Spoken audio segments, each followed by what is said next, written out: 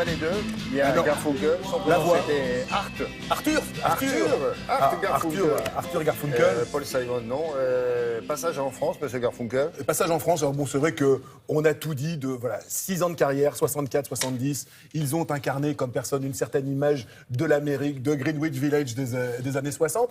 Leur relation entre les deux, vous allez voir, il y a quand même encore une petite tension. Hein. Ils se sont séparés depuis maintenant 38 ans, 37 ans, mais il y a encore, on sent quand même une petite... Ils n'ont pas oublié, on va dire. Voilà, il y en a un, surtout Art, je crois qu'il est encore un petit peu là, si vous voulez. Ils n'ont pas oublié qu'à une époque, ils se sont détestés. Voilà, ils se sont détestés, ils ont eu un succès planétaire ensemble, et puis il y a un moment, Paul Simon, en fait voilà, il y en avait un qui écrivait des chansons, Paul Simon, le petit, pas le plus, c'est pas celui qui emballait le plus, mais voilà, lui, il faisait des chansons. Et vous aviez le flamboyant Art qui était là, la voix, Bridge Over Troubled Water, cette voix magnifique, c'est lui. Donc en fait, il y a eu une petite jalousie qui s'est faite entre les deux, et à un moment, Paul il a dit, ciao, je prends mes chansons, toi tu peux continuer à chanter les miennes si tu veux, ça me fera toujours plaisir, moi je vais faire ma carrière, et toi tu fais ta carrière.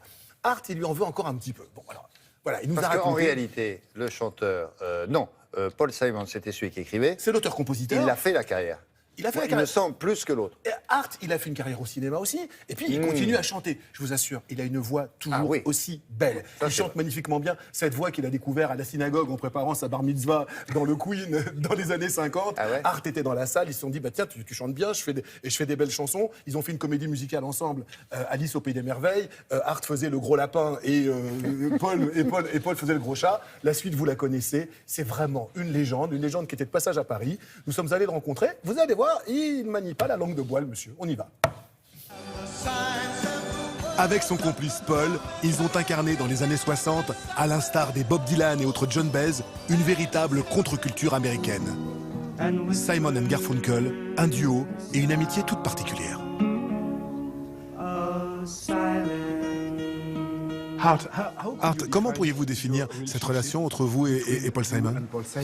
Ce n'était pas que professionnel, pas vraiment de l'amitié. Je ne vois qu'un adjectif, distant.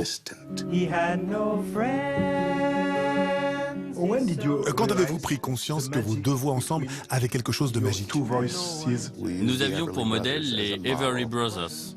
Quand ils faisaient, moi je faisais, on se disait c'est génial. On répétait, on jubilait, ça sonnait tellement bien. C'était tellement génial d'être tant en harmonie avec un ami.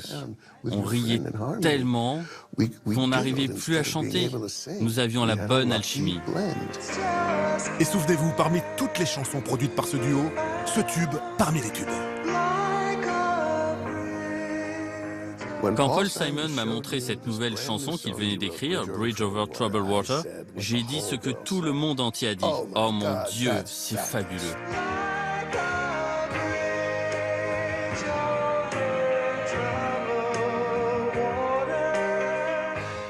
Quand vous chantez cette chanson dans le monde entier et que vous voyez partout des milliers et des milliers de petites flammes, qu'est-ce que vous ressentez?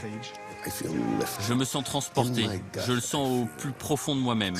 Je suis plus vivant que jamais, comme adopté par le monde entier.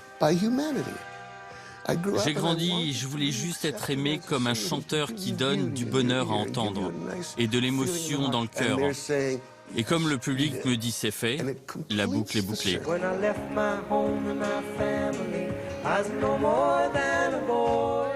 N'est-ce pas trop pesant parfois d'être considéré partout comme une légende?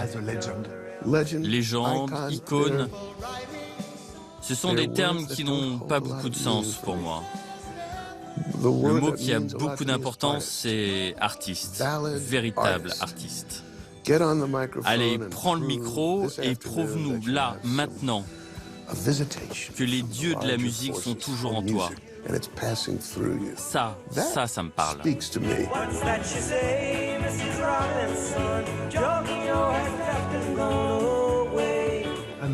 Et ma dernière question, vous vous en doutez déjà probablement, peut-on rêver de vous revoir un jour, ensemble, Paul et vous, sur scène? Il faut lui poser la question. Personnellement, je trouve que c'est une très bonne idée, enthousiasmante et plutôt très séduisante. Mais si Paul Simon était là, d'abord je quitterais la pièce pour qu'il se sente totalement libre et il vous donnerait une toute autre réponse, avec une attitude complètement différente.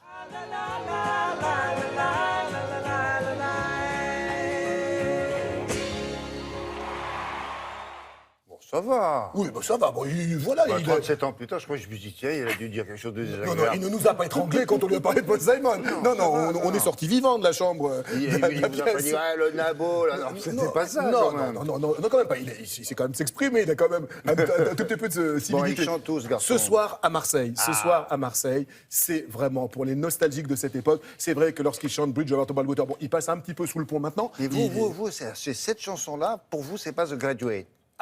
C'est pas le film et le lauréat, bien sûr, mais Bridge over Troubled Water, mais quelle mélodie, quelle mélodie. Mrs. Robinson, ah oui. Écoutez, voilà. chacun son... Moi je vote pour Mrs. Robinson. Au primaire, vous votez